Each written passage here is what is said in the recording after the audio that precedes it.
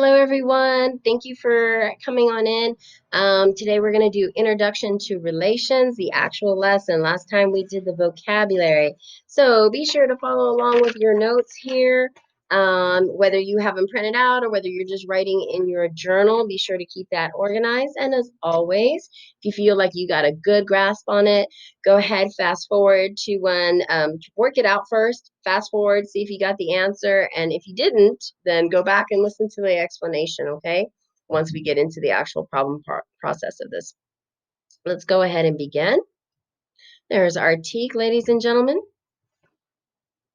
And our learning objective, we will represent relations in different forms and identify independent and dependent variables in a relation. Okay, so all about relation and relationships.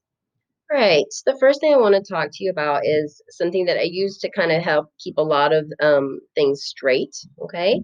So in our vocabulary, last time we talked about domain and range. Okay. X and Y, input and all that good stuff. So let's get on this.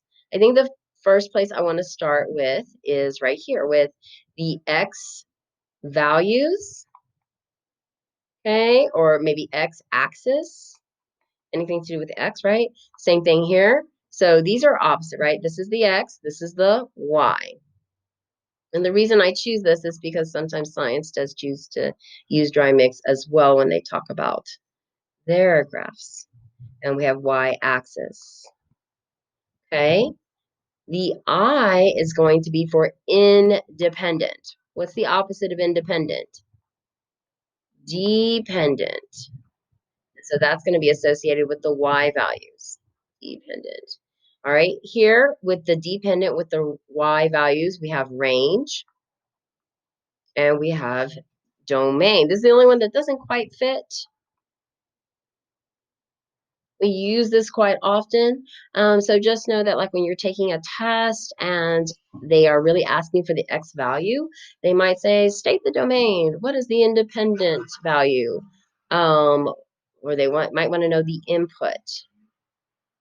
So just FYI, guys, I'm doing this in my front yard. If y'all hear cars or whatever, you'll know why. Okay.